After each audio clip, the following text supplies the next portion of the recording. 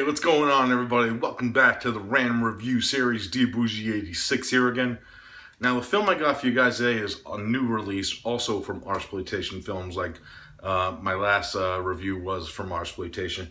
I believe this one actually came out on the same day as that one, the 13th of this month.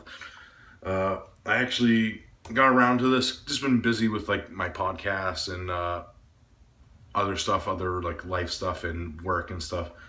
So, doing this review for you guys now, and this one kind of had me interested, of course. If you know Artsploitation, they release a lot of different cool cult titles from all around the world, and this one, of course, is from the land of Brazil, if you can see that right there. Of course, Artsploitation, cool enough to put the countries that these films come from on their logos and stuff on the spine.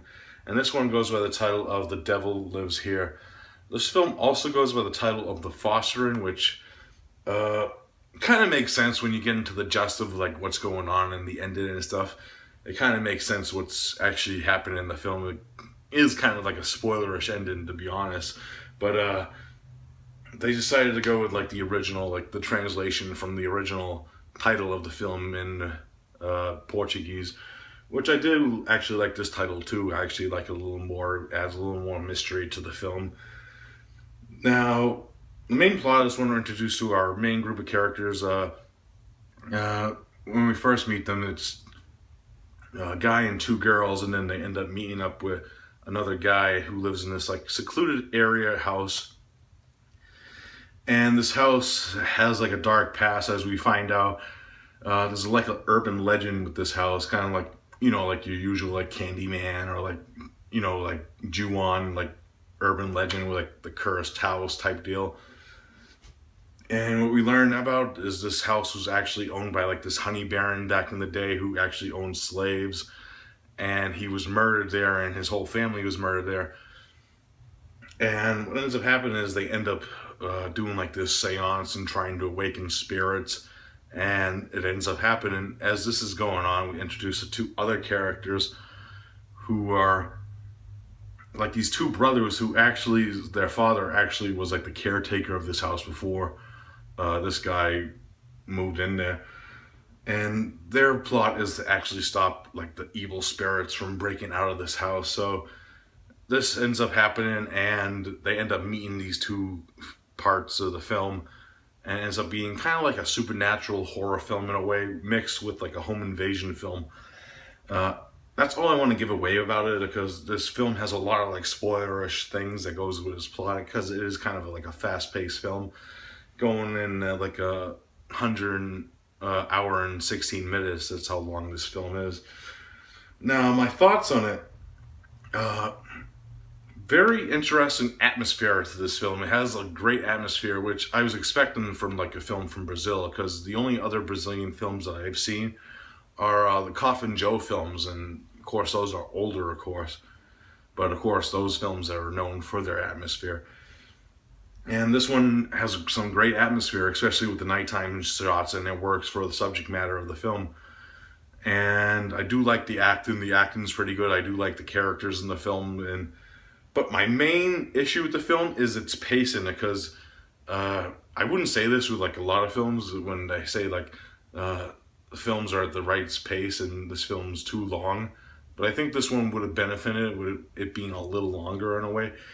What I'm saying with that is the ending of this film is my main gripe with it.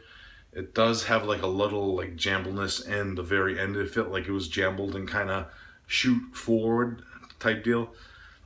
And I'm not talking about the whole ending. I'm talking about the very, very ending. It felt kind of forced and kind of one of those endings happen generic horror film type deals. But other than that, the rest of the film does its job. It has a lot of good things. And another thing with the jambleness that could have benefited would have been a little longer. There is a little bit of side stories, editing style that they did, where they have a flashback scene, then they have a scene with our main characters, and they had a scene with our other sub characters with the two brothers, and it keeps going back and forth, and then this ending happens, and it kind of jumbled and could get kind of confusing to some people, especially with films of subtitled films. But I did enjoy this. It does have some good effects. I like some of the makeup effects that they used on certain characters.